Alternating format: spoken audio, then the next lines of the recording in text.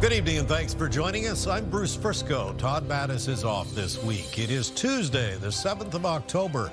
This is CTV News. Tonight, a high-stakes meeting. Both sides optimistic after a face between Prime Minister Carney and Donald Trump.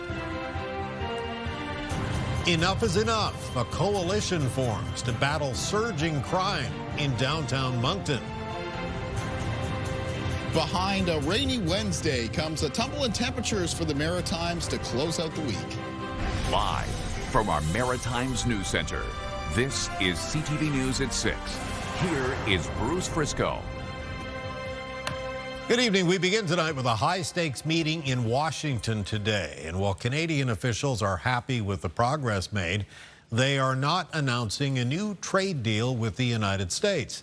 Officials on both sides were downplaying expectations ahead of today's meeting, but the president seemed optimistic and even pleased as he hosted Prime Minister Mark Carney in the Oval Office today, suggesting, quote, "The people of Canada will love us again." Here's what the Prime Minister had to say. We are the second largest trading partner of the United States. We do a lot of trade going across the border where we're cooperating, first thing. Secondly, we are the largest foreign investor in the United States. $500 billion in the last 5 years alone, probably $8 trillion in the next 5 years if we get the agreement that we expect to get. Thirdly, there are areas, as the President just said, where conflict, maybe not so much conflict, we compete. There are areas where we compete, and it's in those areas where we have to come to an agreement that works. But there are more areas where we are stronger together, and that's what we're focused on. And we're going to get the right deal for America, right deal, obviously, from my perspective, for Canada. Dominic LeBlanc later told reporters that he would be staying in Washington to try to reach a trade deal. And we should tell you today's meeting is the focus of tonight's CTV News web poll. We're asking, do you think Carney and Trump and their teams will make any progress on tariffs in the meeting? Yes or no for this one. As always, weigh in at ctvnewsatlantic.ca. And just a note, after 6:30 this evening, we'll chat with former Defense Minister Peter MacKay about his thoughts on today's meeting. And a reminder, for more on any of our stories, you can visit our website, ctvnewsatlantic.ca. It is a story that unfolded Christmas Eve 2022, nearly 3 years ago. The cousin of Ryan Sawyer testified she walked outside the now shuttered Halifax ale house when she saw a police officer on top of a man trying to resuscitate him, while her friend encouraged her to look away. That's because it was Sawyer being tended to. CTV's Callum Smith brings us more from day 2 of Alexander Levy's trial for manslaughter and criminal negligence causing death. Callum. Yeah, that's right, Bruce. Madison Brennan said that's when she started spiraling and crying nonstop. She tried to get a hold of her parents and then Ryan Sawyer's parents, but was unsuccessful. Now, she said in all, her group of 6 entered the alehouse that December 2022 night, including her cousins, Ryan and Kyle Sawyer, and some of her friends. She testified that after cold energy from a bouncer that Kyle tried to greet, they went inside and she ordered a round of beers for the group before proceeding upstairs to a quieter booth. But she realized 3 people from the group, including Kyle Sawyer, had fallen behind. She and Ryan then went looking for them and got their attention when she looked back and saw a heated commotion and her group was gone. She testified she didn't know what happened in the commotion. Brennan went to the washroom believing the situation was diffused by the bouncers. When she returned, her cousins are gone. That's when she went outside and saw Ryan and a police officer attempting to resuscitate him. Alexander Levy was the head of security at the bar at the time. The bouncer is accused of choking Ryan Sawyer to death outside the bar. He has pleaded not guilty to the charges. Now, another bouncer who worked with him, Jason Fraser, testified he and Levy had asked the Sawyers to leave after being made aware of an altercation in the bar. That's Kyle Sawyer you see right there. He testified yesterday that he spilled beer on someone and pushed them in the head. The other bouncer who testified, Simon Weller, said Kyle was swearing and yelling as the brothers were escorted out and described his tone as threatening. Now, in all, the Sawyer's cousin, 2 paramedics, and those 2 bouncers testified. One of the paramedics had estimated there were about 100 people outside the bar when she responded to Ryan Sawyer on the ground on Prince Street. She said Sawyer was vomiting during CPR compressions and they were unable to get an airway or even get a heart rate back despite using a defibrillator. Sawyer was taken to hospital where he died. Testimony continues tomorrow. Bruce. Callum, CTV's Callum Smith reporting live in our news center tonight. Discouraging news now on the housing file from New Brunswick. The CEO of the province's housing corporation says there are thousands of people on the wait list right now, and as it stands, new units aren't being built nearly fast enough. CTV's Laura Brown has details. This 20-unit apartment building will soon house seniors needing an affordable place to call home. And this plot of land right beside it will be home to another public housing development next year. But with 13,000 households now on the wait list for affordable housing, these units can't be built fast enough. I don't see us responding at the scale that is needed for the problem in the province. New Brunswick Housing Corporation maintains 4,648 units across the province right now. The corporation CEO says they've built 152 units since the Crown Corporation was established 2.5 years ago. And there are 110 units currently under construction. But of the existing units, there's a 4% vacancy rate. We won't be at zero because we always have turnover. We always have maybe water damage or whatever. So there's always a percent in there that will have a vacancy rate due to renovations, but due to turnover. He says they have 14 inspectors, but need to hire 6 more to make the turnaround time faster between tenants. More than half the wait list are households who've been waiting for over 2 years. There's clearly a bottleneck in the system, says this researcher. I was talking with a youth shelter. Well, it's more of a transitional housing model, but the 10 beds are full constantly. And there's some youth who are ready to go off and be in independent housing, but there's no place for them to go. And because of that, we're not opening up those transitional beds to new youth who might be sleeping rough. She says building more social housing is important, but believes repurposing existing buildings could help too. The corporation's goal is to house 18,000 New Brunswick households by 2029. Laura Brown, CTV News, Fredericton. Nova Scotia's opposition leader says the PC government raced to wrap up the fall legislative sitting without addressing the most pressing issues of housing and affordability. NDP leader Claudia Chender said her party introduced a pair of bills that were lost in the government's rush to wrap up the sitting. The legislature session lasted just 8 days. Chender says one of the bills would have delivered on rent control, tying allowable increases to the unit, not the tenant. The other bill proposed a target of creating nearly 13,000 affordable housing units per year to address the current shortfall. But what about families? Like, we have families all across this province who cannot find affordable places to live. They're moving, their kids are having to move all the time. They might get a 1-year lease, and now young families don't see a path to home ownership. These are the problems that we're trying to address. The Houston government adopted a number of bills in the 8-day sitting, including an amendment that will make it easier for domestic abuse victims to modify leases after their abuser has moved out. The province of Nova Scotia stepping in to help the hundreds of people forced to leave their homes around Aylesford because of that wildfire that's been burning since September the 28th. CTV's Jonathan McGuinness has been following the story. He joins us now from Halifax with more. John. And Bruce, the province announced today that there is some financial assistance on its way for those people affected by the Lake George wildfire. As they did with the Long Lake fire, the province is opening up financial assistance for those forced to evacuate areas around the Lake George fire.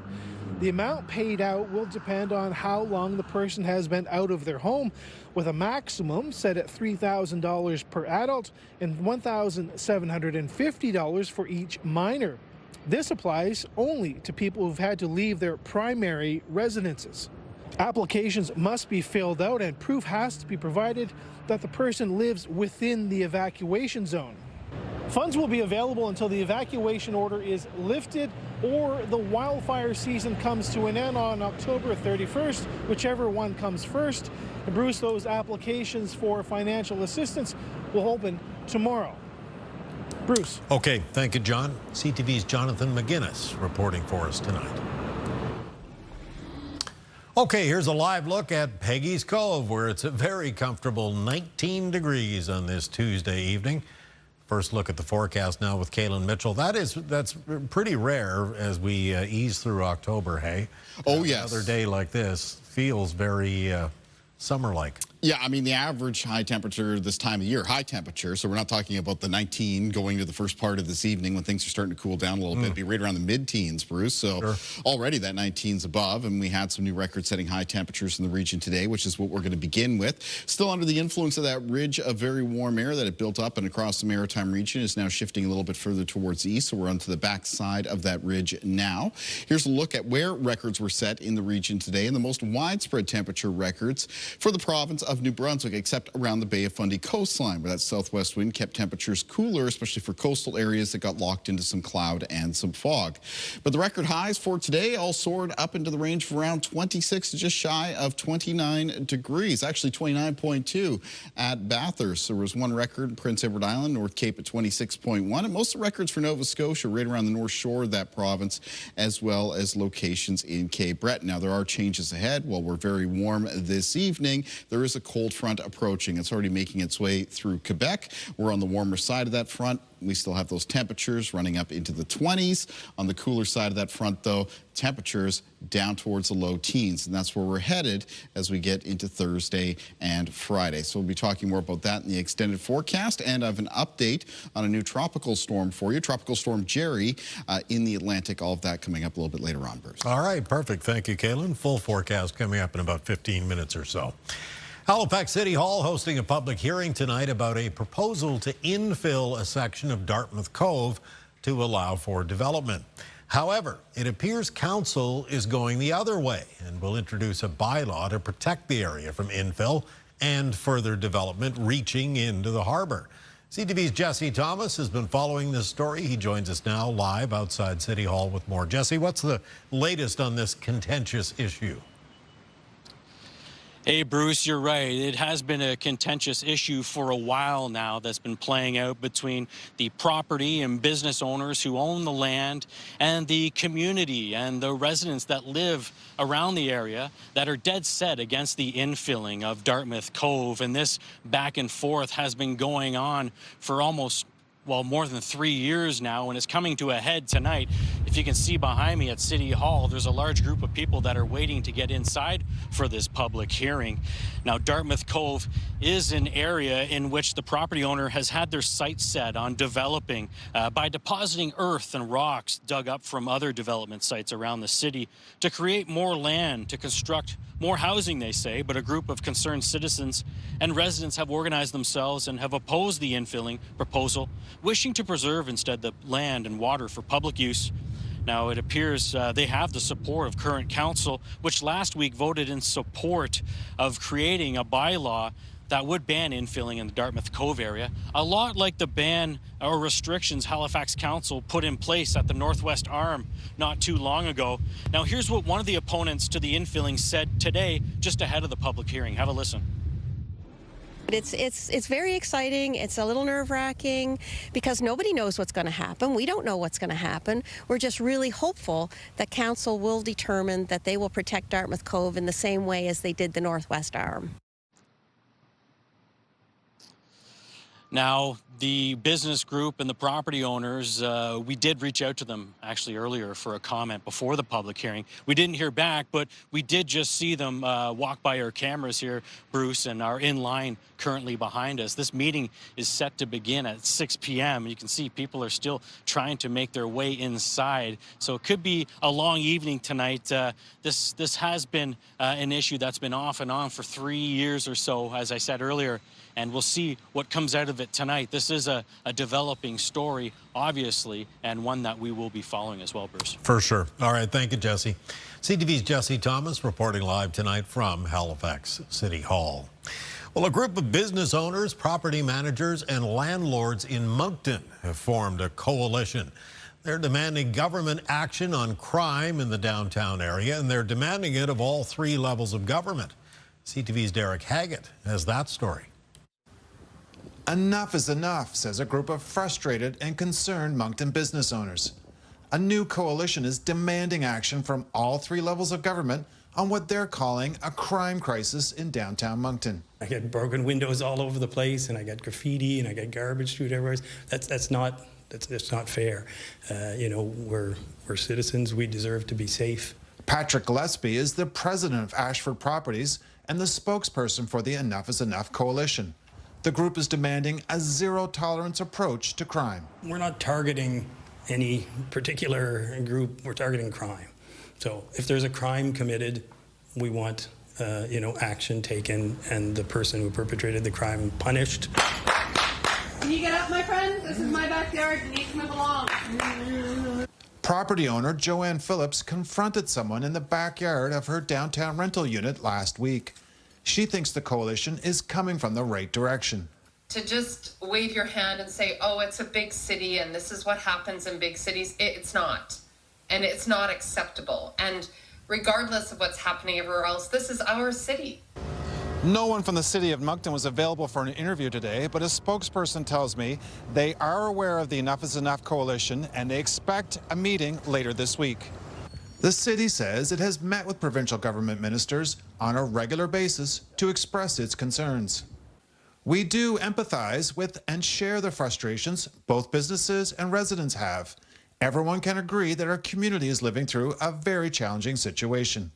An online petition from Enough is Enough already has 1,000 signatures. Derek Haggett, CTV News, Moncton. Get the Maritime's top stories, breaking news alerts, and watch live. Download the CTV News app. To St. John now, where a new convalescent care unit is taking shape. Once it's completed, the facility will offer the city's unhoused a safe place to recover from a hospital trip. It is a need officials say is actually greater than ever. CTV's Avery McRae has the details.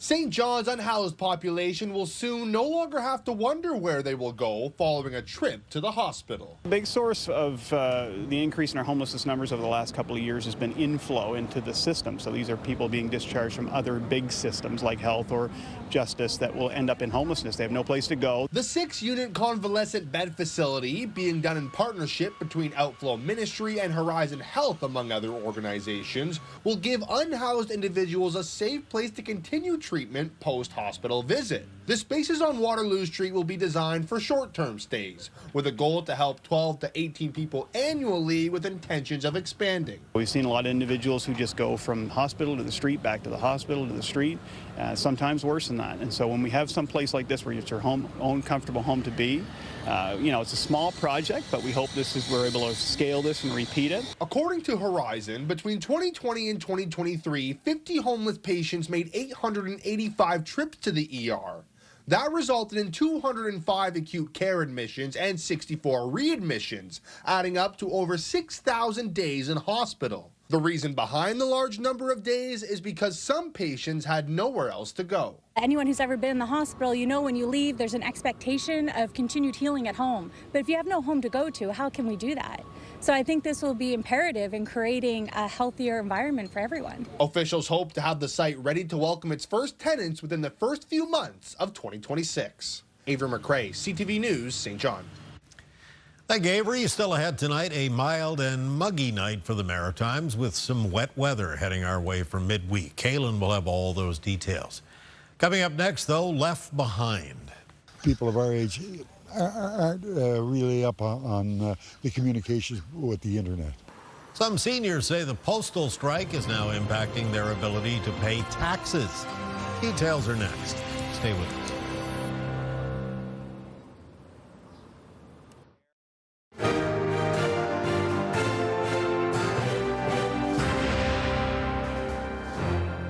So it seems you can add property tax bills to the growing list of things that have been impacted by the postal strike. CBRM is now urging all residents to go online to get that information, but that's not necessarily an easy adjustment for some seniors. Here's CTV's Ryan McDonald.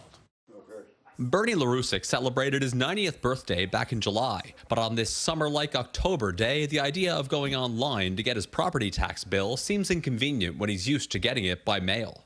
People of our age aren't really up on the communications with the internet. Generally, we do a lot of our billing for tax and water bills, which is a big part of City Hall business, through the mail. The Cape Breton Regional Municipality has announced that final 2025 property tax bills have been issued, but due to the Canada Post strike, they're asking people to visit the CBRM website to check their balance, adding that may soon be the way things are done going forward for both tax and water bills. As we move forward in redeveloping our website and everything, it's likely it will have a permanent way of checking your tax balance. The CBRM adds that people can also check their balance by calling 311 and then come into City Hall to pay their bill in person or do it through online banking. But Larousic says for people who both have mobility issues and are not internet savvy, not having the mail option may end up costing them. The impact that it's having on people who can't pay their bills by sending it by mail is something that they can't do. And what happens then, that companies say, oh, you didn't pay it on, here's your interest. The city adds that while online billing will likely soon be the norm, they do plan on mailing people's balances out to them again when or if letter carriers are back on the job. Well, we would never want to see something like that happen, but this is definitely a stopgap measure that can help people figure out what their balance is, pay their bills without too much delay. The city says that despite the Canada Post strike and the change in how people find out their balance, property tax payments are due nonetheless by November the 4th. Ryan McDonald, CTV News, Sydney. Thank you, Ryan. Coming up next, expect some wet weather for our region as the midweek comes in. Some much needed rain on the way, but the question is, how much? Kaylin has some answers when we come back.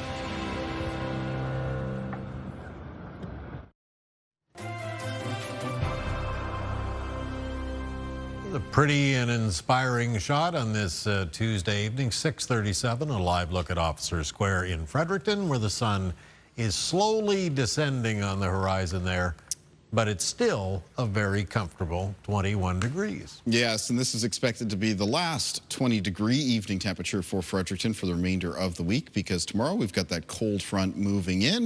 It's going to be packing some rain with it. It's going to be cooling off temperatures region-wide for the end of this week. It'll be feeling decidedly more fall-like for both Thursday and Friday. Well, see, that just kind of sucks the fun out of all of this. Why? That happened sometime. I guess it had to happen. We were going to be high 20s, 30 degrees all October. We all sort of just kind of assumed, maybe we assumed wrong. And we know, of course, that we desperately need the rain as well. Oh, do we that's ever? The big Yes, benefit for sure. of this, for sure. We'll take a look at rainfall amounts in a moment. Let's take a look at what's going on with our latest storm out in the tropical Atlantic. This is Tropical Storm Jerry. Was declared at around noon this afternoon. Maximum sustained winds, 85 kilometers per hour. It's moving towards the west near 37 kilometers per hour. Jerry is expected to strengthen to become the next hurricane in the Atlantic, becoming Category 1, and then Category 2 hurricane as it moves towards and then to the north of the Leeward Islands of the Caribbean. From there, in the weekend forecast, it may approach Bermuda as a Category 2 hurricane late this weekend. If we were to go beyond the official forecast cone, which we're looking at here by the National Hurricane Center, and take a look at extended forecast models for this weather system. Most of them take it on that sharp eastward turn once it passes Bermuda out over towards the open ocean waters once again of the Atlantic, like many of the storms have done so far this season. That would make it less of a concern for us here in the Maritimes and Atlantic Canada. That being said, we'll continue to keep tabs on that weather system until we're sure it is going to take that sharp eastward turn. Taking a look at our timeline for weather conditions tonight around the region. It's going to be some fog patches developing in the Maritimes. So warm, somewhat muggy night, and rain moving into northern areas of New Brunswick. That's the start of that cold front. Now, moving through Wednesday morning, it'll be rain developing in northern and western areas of New Brunswick, and then heading towards Wednesday afternoon, that rain will be moving into southern eastern areas of New Brunswick as well as Prince Edward Island. By mid to late Wednesday afternoon, the first of the rain making an appearance in Cumberland County, as well as possibly coming in over the Bay of Fundy into parts of the Annapolis Valley of Nova Scotia, Digby and Yarmouth counties. And then Nova Scotia will certainly get into the wet weather as we move through Wednesday evening and Wednesday night. The rain will be clearing west-east across the Maritimes as we move through Wednesday evening and Wednesday night into early Thursday morning. The wind behind it on Thursday itself, we will be left with a chance of showers around both Prince Edward Island and northern and eastern areas of Nova Scotia.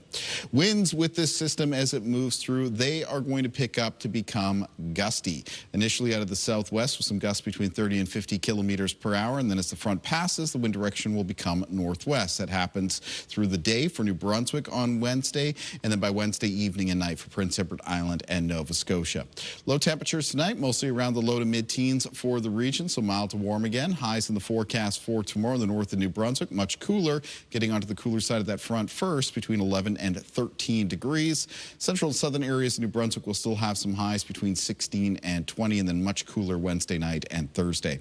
Prince Edward Island on Wednesday with highs between 18 and 22, but cooling down significantly for Thursday, as will Nova Scotia. But for Wednesday, it's still going to be on the warm and muggy side. Highs of 21 to 23 for Cape Breton. Low 20s as well for the eastern shore and the north shore of the province.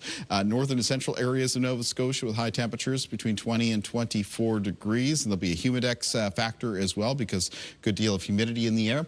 Near 24 for the Annapolis Valley for tomorrow, and high temperatures on the south shore between 19 and 23. Rainfall totals of this weather system. This is the type of rain we need. It looks like it's going to be a fairly widespread 10 to 30 millimeters of rain for the Maritimes. The chance of some pockets, so there'll be some localized rainfall totals as high as 30 to 40 millimeter mark. In the 7-day forecast for New Brunswick, it is then chilly for Thursday and sunny and cool for Friday. More sunshine for Saturday.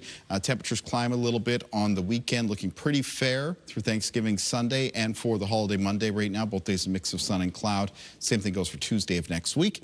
For Nova Scotia in the forecast, got a chance of showers for northern and eastern parts of the province on Thursday. It's a chilly day, and then cool on Friday with sunshine. Temperatures, they come up mid to high teens for Saturday, then a mix of sun and cloud for both Sunday and Monday, as well as Tuesday of next week.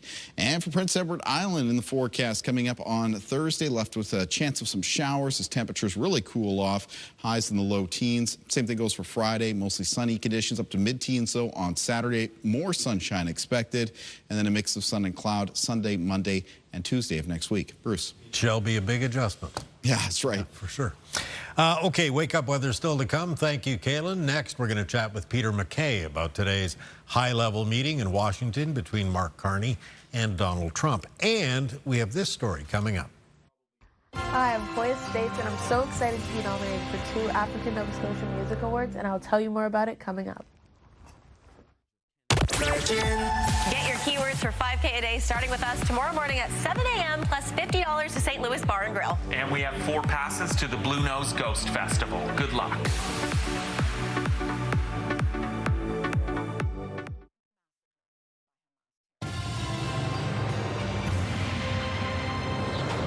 Well, the eyes of the nation were once again focused on Washington today as Prime Minister Mark Carney met face-to-face again with U.S. President Donald Trump. They've gotten together a few times now, and the meetings do seem to be fairly cordial and friendly, perhaps even more so today. Joining us tonight with his views on what's been happening, we're always happy to welcome former Nova Scotia Cabinet Minister Peter MacKay. Thanks for finding some time for us tonight, Peter. Really appreciate it. Always a pleasure, Bruce. There was like a half-hour-long news conference in the Oval Office before today's working lunch. The president certainly did seem to be generous with his praise of Mark Carney. He called him a good man and a great negotiator, but added that he wants to be a great man, too. There was significant pressure on Mr. Carney as soon as this trip was announced, because as you've noted, he was essentially elected because he was presumed to be the best man to negotiate with Donald Trump. So what do you think? Or is it possible there might be a deal? Well, you know, hope burns eternal, and it was a very jovial discussion. There was a lot of joking, some toing and froing, so that personal rapport is important. But, you know, to use that well-worn expression, the rubber hits the road when it comes to tariffs. As Prime Minister Carney was getting off the plane, the president was imposing more tariffs, not less. He put tariffs on trucks, heavy-duty and light-duty trucks.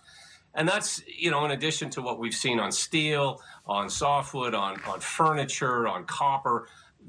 These tariffs are really starting to bite the Canadian economy, and they will continue to do so without some relief. At the same time, I was just going to say, at the same time, the president's saying today, and I'm quoting here, I think they, meaning Canada, are going to walk away very happy, and the people of Canada will love us again. I don't know whether, is that some kind of negotiating tactic? Well, yes, it is. And we've seen this type of rhetoric before, and the praise that he heaped on Prime Minister Carney. He actually said nice things about his predecessor as well, but it belayed the reality that there was a great deal of animosity and tension. And so it's very hard. It's sort of like a crocodile smile. We're waiting to see the tangible results of these meetings, these negotiations. And you can be sure, Bruce, that there's a lot of behind the scenes discussion that's happening. We've heard messaging from the ambassador to Canada from the United States. We've heard other messaging from Dominic LeBlanc, who is central to all of this. But ultimately, this comes down to President Trump making the important decision that he is going to give Canada the type of trade deal that we had before, preferred access to their economy, the largest economy in the world. So much is riding on this. This is, to use a baseball analogy, this is the second strike that we've had without anything coming out yet that we're aware of. We need the Prime Minister to succeed. This isn't a partisan issue. This is about the Canadian economy and how we may wind up in a recession in the new year if we don't have some relief in an economy that is sputtering. Do you think the current stalemate in Washington over the government shutdown is playing a role in this? Like, if you can't get domestic affairs moving, then let's deal with the foreign affairs for a while. There's no question that there is a great deal on the U.S. administration's plate, and Prime Minister Carney rightly pointed out and gave credit to what the president was trying to do in terms of foreign affairs in the Middle East, in terms of other trade deals that he has been able to sign with many parts of the world, many allies, whether it's in the Asia Pacific, the European Union, the UK. And by the way, Canada has free trade with many of those countries, more, in fact, than the United States. We just haven't been able to capitalize on it to the same degree, and we're a smaller economy. So diversifying trade is a good thing, but we can never really, decouple ourselves from the United States. And so it's a fine line to walk. Plus, we've taken some steps that I think have caused some irritation in the administration. It was reflective of the mood in Canada, but this elbows up nonsense, quite frankly, quickly disappeared after the election. Choosing to make a recognition of the Palestinian state, which went completely against U.S. policy and Canada's longstanding position. That was an irritant. So it's a very, very delicate dance that we have going on with the U.S., and the Prime Minister is looking for a way to mix metaphors, thread multiple needles in a hurricane. The irritants go both ways, though, as you well know. Right. The whole 51st state thing has offended so many Canadians. And I think you told our friends at News Channel last week that while, that offends a whole lot of people, it's probably not something being seriously discussed behind closed doors. But it, again, could be an effective bargaining tactic if you say it publicly. I think it is a leverage and something that the president seemingly has fixated on. He has said this repeatedly in jest at times, but I think there is a part of him that really believes that the United States could expand, and he has said similar things about Greenland. I personally don't think it's ever going to happen, and yet the fact that he keeps bringing this up has caused, I think, a lot of discomfort, and it has made things more complicated because it offends people. It's caused Canadians to not go to the United States, to sell their property, to not buy American products. And that makes this mix even more difficult to sort out. Some, well, as you said just a few minutes ago, and some industries and politicians on the other side of the House has warned that Carney has got to come home with something here, or there are going to be serious questions about how effective he actually is. What is the minimum he can bring home, the very least, in your mind? Well, I think it would be relief for some of the sectors in Canada, whether it's the steel, the metals, the softwood, trucks. The auto sector, I think, is really under a lot of pressure in Ontario in particular. So some relief on one of those files being able to have a signal that we are, in fact, actually back on track to renew the Canada-US-Mexico trade agreement, because that has also been thrown into question. And let's not forget for a moment that it was this president who actually opened up and then signed this new trade agreement. Sure. Mexico, interestingly, has been kind of quiet, and yet they have avoided some of the wrath and some of the rhetoric that we see coming from the president. But I would say that's a minimum, or the Prime Minister is going to increasingly come under pressure, not just by political opposition, but by many of these sectors and others who may feel threatened. Thankfully, the Atlantic Canadian fishery has not been one thus far, and we don't appear to be in the crosshairs of the president. Yeah, fingers crossed for sure. Peter, we're going to have to leave it there. Thank you so much for your time tonight. Always appreciate it. Thank you, Bruce. Peter MacKay, a prominent cabinet minister for a decade in the government of Stephen Harper, an MP for almost twice that long, joining us tonight from his home in Pictou County, Nova Scotia. Stay with us. There's lots more to come.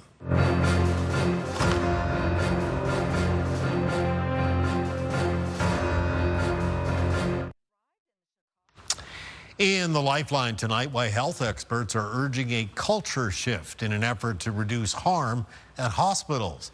CTV's Amanda Debison. A new report shows preventable harm continues to be a significant issue in Canadian hospitals, affecting thousands of patients and adding pressure to the healthcare system. The data from the Hospital Harm Project suggests that between 2024 and 2025, 1 in 17 acute care hospital stays involved at least one harmful event. In a quarter of those cases, patients experienced more than one. The report tracks 31 types of harm, including infections, post-surgical complications, medication errors, and pressure injuries. Patients who experience harm stay in hospital almost 5 times longer, and their care costs more than 4 times as much. While overall harm rates have stabilized, researchers with the Canadian Institute for Health Information say that progress has plateaued. Finally, a new unpublished study finds that drinking just 1 can of Diet Pop a day may boost the risk of non-alcoholic fatty liver disease by 60%. International researchers also noted that drinking a sugary beverage could raise that risk by 50%. NAFLD is a condition that causes fat to build up in the liver of people who drink little to no alcohol. The damage can resemble that of a heavy drinker of alcohol and lead to cirrhosis and liver cancer. A summary of the research showed that drinking diet beverages was linked to a higher risk of dying from liver disease. Participants who substituted water reduced their risk by nearly 13%. With Health and Medical News, I'm Amanda Debison for the Lifeline.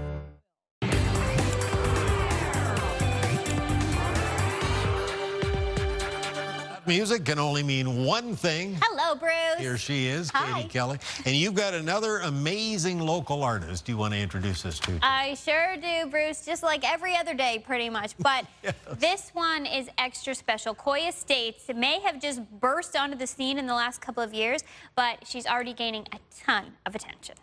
I want a closure, but then life has screwed me over. There's something I wish I told you, and now I'm just stuck here shuffling through my past. Koya Estates is one of the newest faces on the East Coast music scene. I'm like shook. States is up for 2 major honors at the African Nova Scotian Music Awards. So I'm nominated for the Emerging Artist Award, and then I'm also nominating for Album of the Year. Her manager says ANSMA has been key in her growth. I would say it's a backbone for artists. They put me in so many mentorships. They put me in so many vocal lessons. State says music has been a part of her life since she was a kid. So I hope you don't take it personal, that's what I recommend. Even sharing that passion with her twin brother, who she often collabs with. He always sang with me, even when we were little.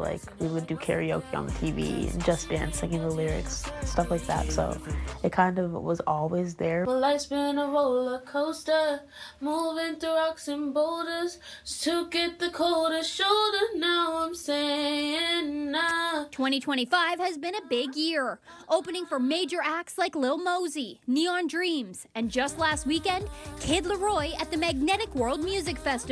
The big crowds, they get me excited. Obviously, when I first get on, I'm nervous, really nervous, but they get me really hyped. Her performance style is high energy, with dancers, costumes, and visuals all planned by her. I do a lot of choreography with my dancers too.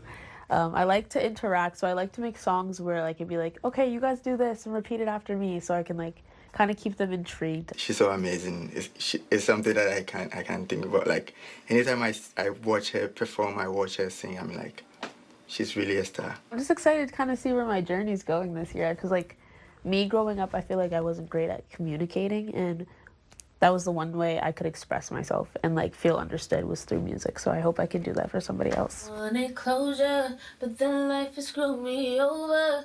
Something I wish I told ya, and now I'm just stuck here shuffling through my thoughts over. My life's been I feel like you don't even say she's going to go places because she's already there. I know, and so quickly. That song Closure that we just ended with, she submitted that song to earn her spot at the Magnetic World Music Festival just a couple of weeks ago. She kind of won her way in with that, an amazing song. Yeah. All her music is online. You can look up Koya States. But again, yeah, nominated for 2 awards at this year's African Nova Scotian Music Awards. It's happening this Thursday night. I'm going to be there live. I'm going to have all of the highlights and be chatting to all kinds of cool people. So make sure you tune in Thursday night for that. Done and done. We'll be there. Awesome. Thank you. Thank you. Here's a look at the primetime lineup for tonight.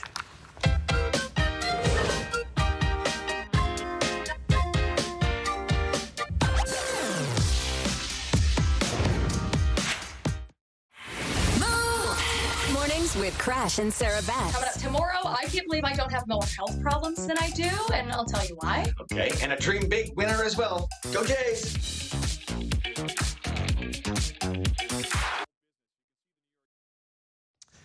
On the markets today, the Dow ended the day down almost 92 points, and Canada recorded its second largest trade deficit on record in August.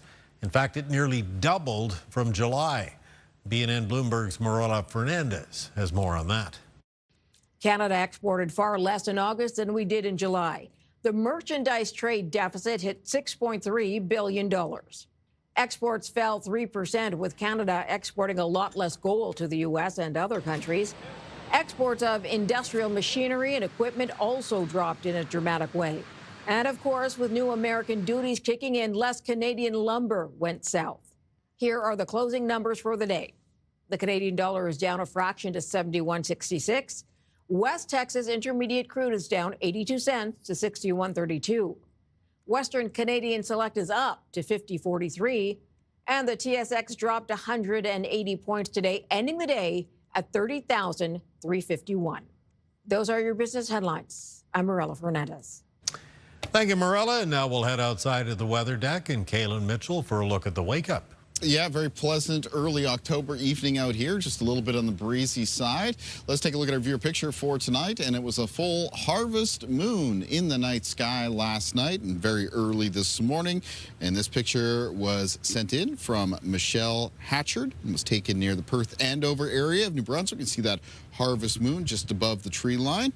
And for the Perth Andover area for tomorrow, well, it's rain moving through. The rain should begin to ease up in the afternoon, coming to an end by the evening. The high temperature near 17 degrees, but that high will occur in the morning. The temperature's cooling a bit afternoon into evening. Day planner for tomorrow. Start of the day, it is going to be raining in northern and western areas of New Brunswick. And then as we move through Wednesday morning into Wednesday afternoon, that rain will make its way into southern and eastern areas of New Brunswick, Prince Edward Island, and start to approach Nova Scotia. Rain for Nova Scotia will move in earnest for Wednesday evening and Wednesday night. And once again, Bruce, we're looking at picking up about 10 to 30 millimeters of rain out of that system. We'll take every drop. Thank you, Kaylin. Coming up tomorrow here on CTV News at 6, this week marks the peak of fall colors around the Maritimes, but a lot of people are wondering how our extremely dry summer has affected the autumn brilliance. We will ask an expert about that tomorrow on your CTV News at 6 o'clock. Okay, so that is the program for this Tuesday night. The rebroadcast starts in just a moment over on CTV2, and of course, CTVNewsAtlantic.ca updates right around the clock. I'm Bruce Frisco in for Todd Battis tonight. I will be back with your next newscast at 11:30 tonight. Thank you for watching this one. Have a good evening. We'll see you again soon.